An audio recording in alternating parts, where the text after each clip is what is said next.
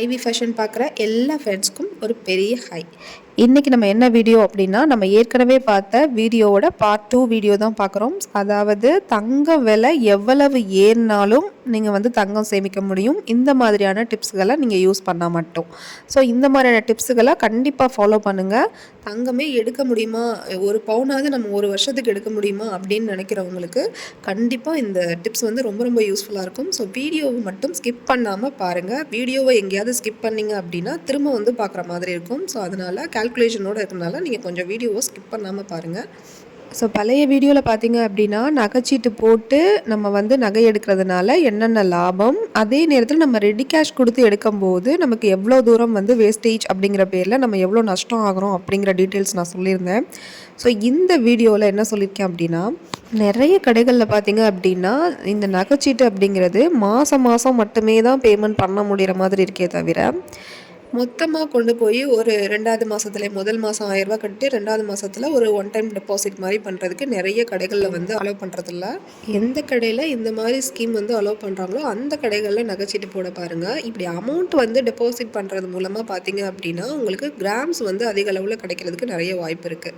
So இப்போ இங்கே எக்ஸாம்பிளுக்கு பார்த்தீங்க அப்படின்னா ஒரு கிராம் இப்போ 13,000 சில்லறை இருக்கு இல்லையா, அப்போ 13,000 நீங்கள் ஒரு மாதத்துக்கு கட்டுறீங்க அப்படின்னா அடுத்த மாதம் நீங்கள் கட்டும்போது உங்களுக்கு கோல்டோட ரேட் அதிகமாகும் போது கிராம் உங்களுக்கு குறைய ஆரம்பிச்சிடும். ஸோ இதே நீங்கள் அந்த ஒரு மாதம் முதல் மாதம் கட்டும் போதே நீங்கள் டெபாசிட் மாதிரி பண்ணுறீங்க அப்படின்னா அந்த டெபாசிட் பண்ணுற அந்த அமௌண்ட்லேயே நீங்கள் அதிகப்படியான கிராமை உங்களுக்கு சேவ் பண்ணுறதுக்கான வாய்ப்பு உங்களுக்கு அதிகமாக இருக்குது. ஸோ நான் சொல்கிறது உங்களுக்கு புரியும்னு நினைக்கிறேன்.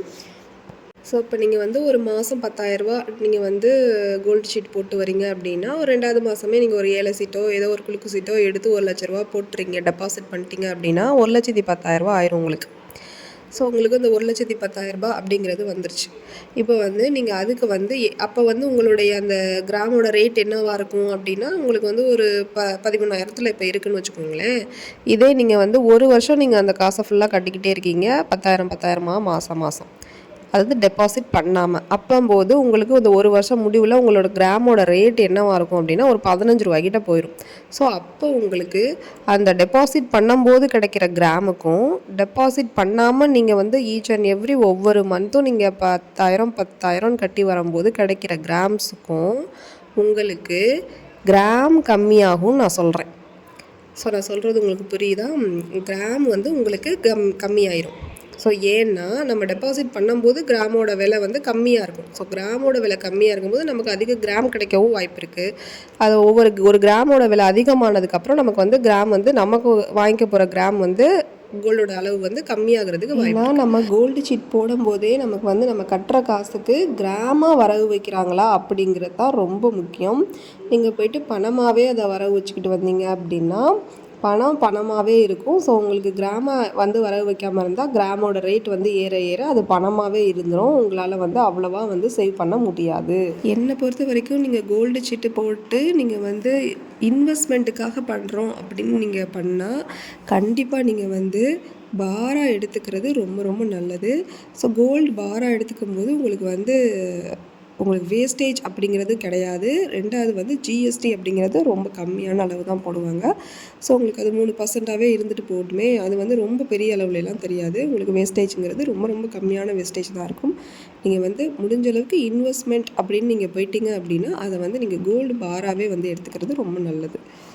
அடுத்ததாக பார்த்தீங்க அப்படின்னா நிறைய பேர் இந்த ஓல்டு கோல்டை கொடுத்துட்டு புதுசாக கோல்டு வாங்குவாங்க. ஒரு மேரேஜ் டைம்லலாம் பார்த்தீங்கன்னா பழசு நம்ம மேக்ஸிமம் போட மாட்டோம். ஸோ அந்த காலத்துக்கு அப்போ இருக்க ட்ரெண்டிங்க்கு வாங்கணும் அப்படிங்கிற மாதிரி நம்ம நினச்சி அந்த புது கோல்டு வாங்குவோம்.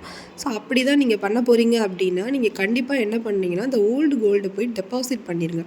ஸோ டெபாசிட் பண்ணிட்டீங்க அப்படின்னா அதுக்கு உங்களுக்கு எந்த விதமான காசு வாங்க போகிறதில்ல. ஸோ இந்த ஓல்டு கோல்டு டெபாசிட் பண்ணுறது உங்களுக்கு 11 மாதம் அப்படிங்கிற கணக்கு தான். ஸோ நீங்கள் 6 மாதம் வரைக்குமே டெபாசிட் பண்ணிட்டு அதுக்கப்புறம் நீங்கள் எடுக்க போகிறீங்க அப்படின்னா அதுக்கு ஒரு ஆஃபர் இருக்கும். ஸோ 7 மாதம் 8 மாதம் அப்படி ஒரு ஆஃபர் இருக்கும். 11 மாதம் வச்சு நான் எடுக்க போகிறேன் அப்படின்னா நீங்கள் கண்டிப்பாக உங்களுக்கு 100% ஆஃபரும் நீங்கள் பெனிஃபிட்டாக நீங்கள் யூஸ் பண்ணிக்கலாம். இப்போ ஓல்டு கோல்டு வந்து நீங்கள் டெபாசிட் பண்ணி வைக்கிறது அப்படின்னா நீங்கள் என்ன பண்ண போகிறீங்க அப்படின்னா ஒரு பாண்டு கொடுக்க போகிறாங்க. நம்ம ஜஸ்ட் வந்து ஒரு சைன் தான் பண்ண போகிறோம். பண்ணிவிட்டு நம்ம பாண்டை கொண்டு வந்து வீட்டில் தான் வச்சுக்க போகிறோம்.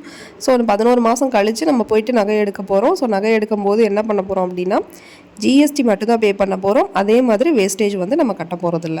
ஸோ அப்போ வந்து ஓல்டு கோல்டை வந்து அப்போ போய் சடனாக போய் மாற்றாமல் ஒரு 1 இயர் முன்னாடியே நமக்கு தெரிஞ்சிடும். ஸோ ஏதாவது ஒரு நமக்கு தேவை இருக்குது அப்படின்னா ஒரு 1 இயர் முன்னாடியே நமக்கு தெரிஞ்சிடும் அந்த ஓல்டு கோல்டு வந்து மாற்ற மாதிரி இருக்குது அப்படி நம்ம வீட்டில் அப்படின்னா நம்ம ஒரு வருஷம் முன்னாடியே இந்த விஷயத்தை பண்ணி வச்சிட்டோம் அப்படின்னா நம்ம இந்த 1 வருஷம் கழித்து நம்ம பண்ணும்போது நமக்கு வந்து இந்த வேஸ்டேஜ் வந்து ரொம்ப கம்மியாக இருக்கும். ஸோ வேஸ்டேஜே இல்லாமல் நம்ம வந்து ஆஃபரில் எடுத்துகிட்டு வர முடியும். ஸோ அப்போ நீங்கள் பாருங்களேன், இன்னும் வந்து உங்களுக்கு கிராம்ஸ் வந்து அதிகமாக தான் இருக்கும். இந்த பழைய நகையை போட்டுட்டு நம்ம புது நகை எடுக்கிறோம் அப்படின்னா ரொம்ப ரொம்ப கவனமாக இருக்கணும். இதில் தான் வந்து நிறைய வந்து கிராம்ஸ் வந்து நமக்கு அடிபட்டுரும். ஸோ கழிவு இருக்குது, அழுக்கு இருக்குது, கல் இருக்குது, அப்படி இப்படின்னு எதையாவது சொல்லி நம்மக்கிட்ட வந்து நிறைய வந்து கிராம்ஸ் வந்து கழிக்கிறது தான் பார்ப்பாங்க. ஸோ ஓல்டு கோல்டு எடுக்கிறீங்க, ஒரு 10 கிராம் எடுக்கிறீங்க, கொண்டு போய் கொடுத்துட்டு நீங்கள் வந்து எடுக்கிறீங்க அப்படின்னா 8 கிராம் தான் நீங்கள் எடுக்க முடியும். ஸோ 2 கிராம் வந்து உங்களுக்கு வந்து லாஸில் தான் நீங்கள் வந்திருப்பீங்க. ஸோ உங்களுக்கு அதுவே தெரியாது. அப்படியே நீங்கள் வந்திருந்தாலும் அந்த வாங்கின 8 கிராமுக்கு வேஸ்டேஜ்னு சொல்லி அதுக்கு ஒரு அமௌண்ட் கொடுத்துட்டு தான் வந்திருப்பீங்க. ஸோ இதெல்லாம் கால்குலேட் பண்ணி பார்த்தீங்கன்னா எப்படியும் ஒரு 10,000 கிராம் போய்கிட்டு இருக்குது அப்படின்னா நீங்கள் ஒரு 2 கிராம் லெஸ் ஆயிரும், 20,000 ஆயிரும். ஸோ உங்களுக்கு நீங்கள் எடுக்கிற போட நகைக்கு வேஸ்டேஜ் வந்து ஒரு 10,000 ஆயிரும். ஸோ 30,000 லாஸில் தான் நீங்கள் இங்கேருந்தே வந்திருப்பீங்க. ஸோ ஜிஎஸ்டி வேறு இதுக்கப்புறமா 3,000 இருக்கும். ஸோ எல்லாமே சேர்த்து நீங்கள் வந்து எப்படியும் 33,000 நீங்கள் வந்து லாஸ் பண்ணிட்டு வந்திருப்பீங்க. அது வந்ததுக்கப்புறம் தான் தெரியும். கால்குலேட் பண்ணி பார்த்தா தான் தெரியும் அதுவும்.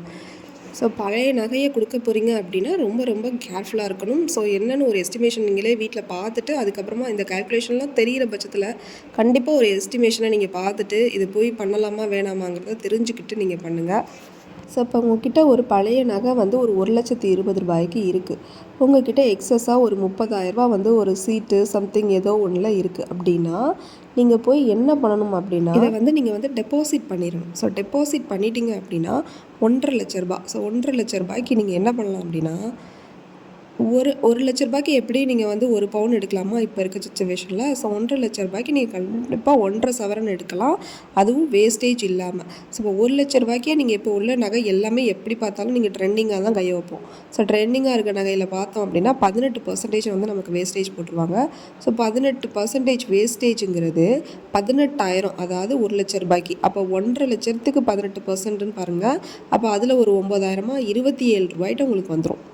ஸோ நான் சொல்கிறது உங்களுக்கு புரியுன்னு நினைக்கிறேன். சாதாரணமாக நம்ம வந்து சீட்டில் போடாமல் நம்ம போய் டேரெக்டாக ரெடி கேஷ் பண்ணும்போது ஸோ 1,50,000 உங்களுக்கு 27,000 வேஸ்டேஜே வந்துடும்.